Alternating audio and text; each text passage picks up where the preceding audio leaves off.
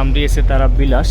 ওরে বাবা, একেবারেই তো অন্যরকম। ও এই সিটে আবার এই বারান্দাটা কিন্তু একটা নামাজ ও খাবারের স্থান এই সিটেই।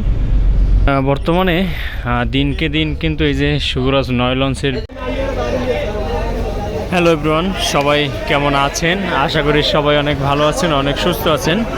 অনেক ভাই বেরাদার সবসময় কমেন্ট করছিলেন যে ভাই প্রতিদিন কেন ভিডিও দেন না, তাই যতই কষ্ট হোক চলে আসলাম। দেখতেই পাবেন গতকালকের আপডেট ভিডিওর কি অবস্থা, একেবারেই ভিউ নেই বলতেই চলে। তাই সবাইকে বিশেষ অনুরোধ করব, সবাই একটু লাইক কমেন্ট শেয়ার করুন বেশি বেশি।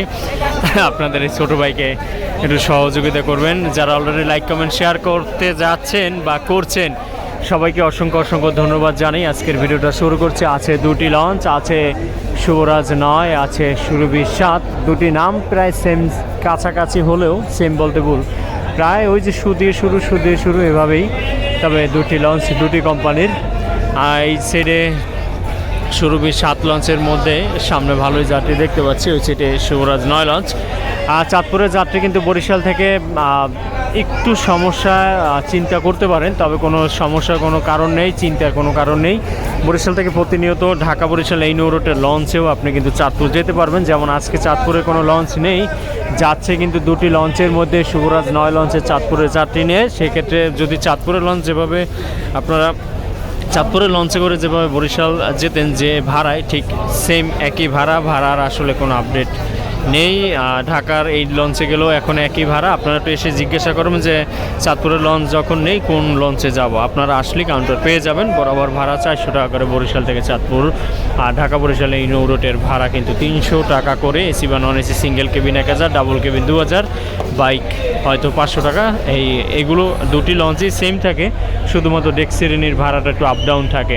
দেখতে পাচ্ছেন এই মুহূর্তে শুভরাজ 9 লঞ্চের মধ্যে কিন্তু যাত্রী একটু চাপ দেখা যাচ্ছে। এই সাইডের ফাঁকা আছে, এই সাইড থেকে যাই।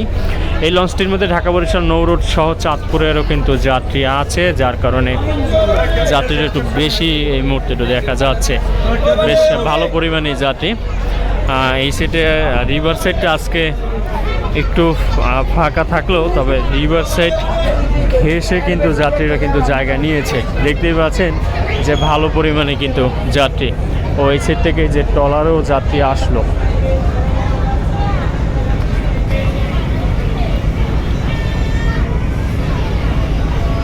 ওই ট্রলারে মালামালগুলো উঠবে আর কি, উঠবে এগুলো হয়তো আমরা।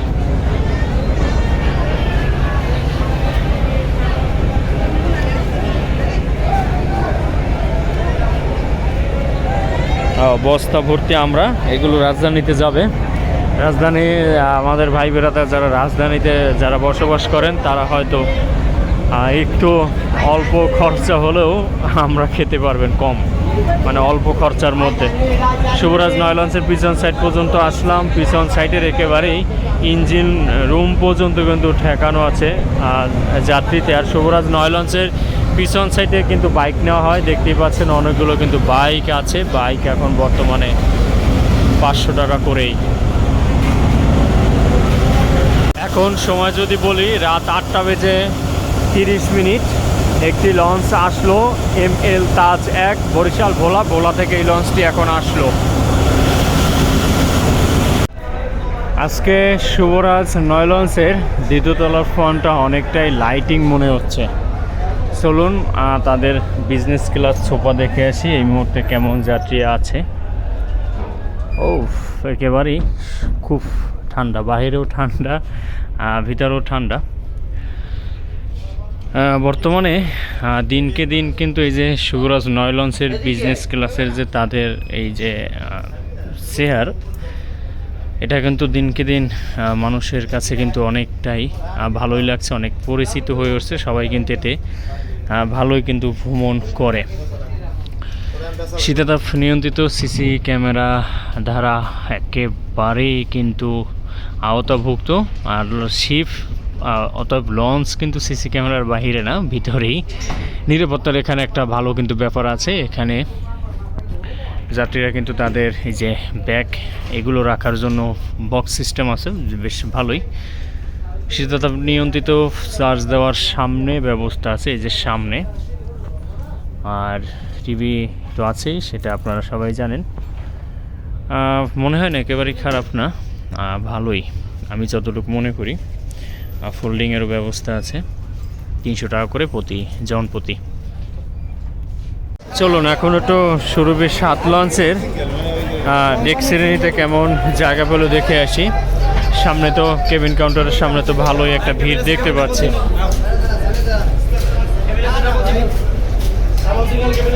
এই মুহূর্তে সুরভি 7 লঞ্চের ডেকের অবস্থা দেখতে পাচ্ছেন। ওই সাইডটাও রিভার সাইডটা একটু ফাঁকা আছে, এই সাইডটা একটু ফাঁকা। যদি বলি তাহলে কিন্তু ডেক শ্রেণীর কিন্তু যাত্রী অনেকটাই আজকে কম দেখতে পাচ্ছি। ওই শুভরাজ 9 লঞ্চে যেভাবে যাত্রী দেখছি তার থেকে অনেকটাই সংখ্যায় কম। তবে এই লঞ্চে যারা ভ্রমণ করবে হয়তো একটু আজকে রিল্যাক্সে একটু ভ্রমণ করতে পারে। চলে আসলাম ফুল একেবারেই পিছন সাইড পর্যন্ত। পিছন সাইড পর্যন্ত এসেও দেখতে পাচ্ছি একই অবস্থা, তবে মাঝখানে যাত্রীটা অনেকটাই বেশি, মাঝখান ছাড়া এমনিতে অনেক কম। আর এই সুরভি 7 লঞ্চের পিছন সাইডে বেশ কিছু বাইক আছে, এই যে দেখেন অনেকগুলো কিন্তু বাইক আছে, তবে শুভরাজের থেকে এখানেও একটু কম। আর এই যে ট্রলারে মালামাল উঠানো হচ্ছে।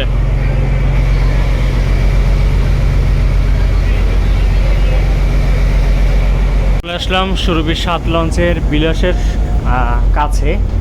এই যে এখান থেকে চলুন তাদের বিলাস, তাদের সুপার এখানে নাম দিয়েছে তারা বিলাস। ওরে বাবা, একেবারেই তো অন্যরকম, খুব কিন্তু সুন্দর লাগছে। আর ঢুকেই খুব ভালোই তো লাগছে। ওর একটা অন্যরকম একটা গর্জিয়াস কিন্তু একটা ভাব আছে। এখানে ABCD দুটো করে সোফা, এই সিটও ABCD এভাবেই আছে। ও EF পর্যন্ত আছে, এই সাইডে F পর্যন্ত, এই সাইডে F পর্যন্ত। দেখি আসলে সোফায় কি কি আছে, আমাকে যেভাবে বললো ঠিক সেভাবে মেলে কিনা। ডয়ার আছে, ডয়ারে আপনার মূল্যবান জিনিসপাতি রাখতে পারবেন। একটি চাবি আছে, হয়তো চাবিটা দেওয়া হবে। আর এখানে মোবাইল চার্জ দেওয়ার জন্য পোর্ট আছে, এখান থেকে এই দুজন যাত্রী একসাথে কিন্তু ওই এক পোর্ট দিয়ে চার্জ দিতে পারবে। পানি আছে, এই সাইডে টিভি আছে, ওই সাইডেও টিভি আছে। আর বারান্দা আছে একটা। ও এই সাইডে আবার এই বারান্দাটা কিন্তু একটা খুব সুন্দর। ও বারান্দার ওই সাইডে আবার একটা হাই কমোড দিয়ে একটা ওয়াশরুম আছে।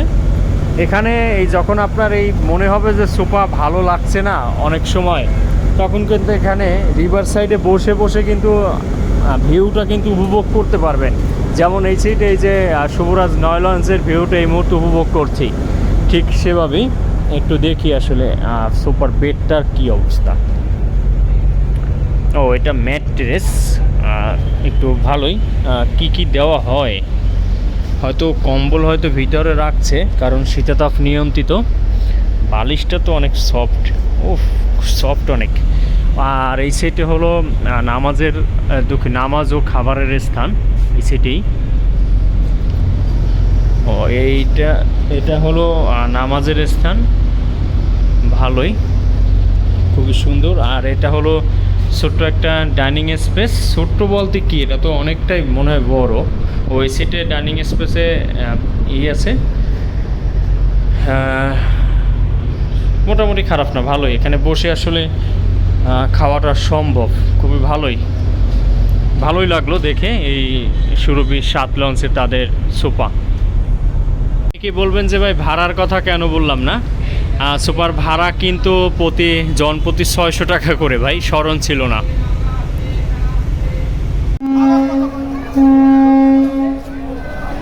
9:07 যাচ্ছে শুভরাজ 9 লঞ্চ।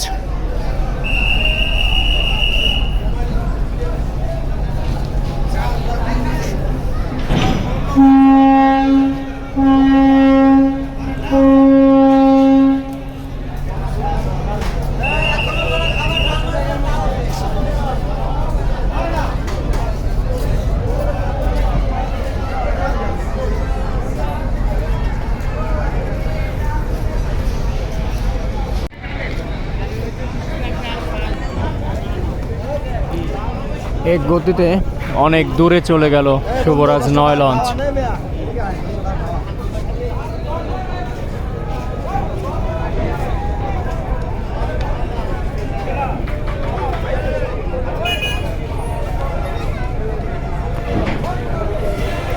এখনো ঘাটে আছে সুরভি 7। দেখি আসলে সুরভি 7 কখন বরিশাল নদীবন্দর ত্যাগ করে। ঠিক 9টা বেজে 13 মিনিট যাচ্ছে সুরভি 7।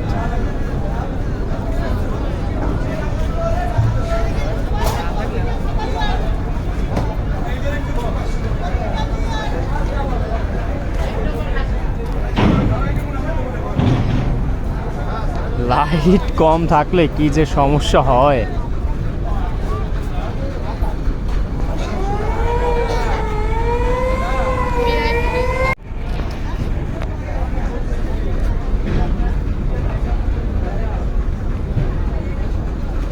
স্মুথ ভাবে আস্তে আস্তে ঘুরে যাচ্ছে।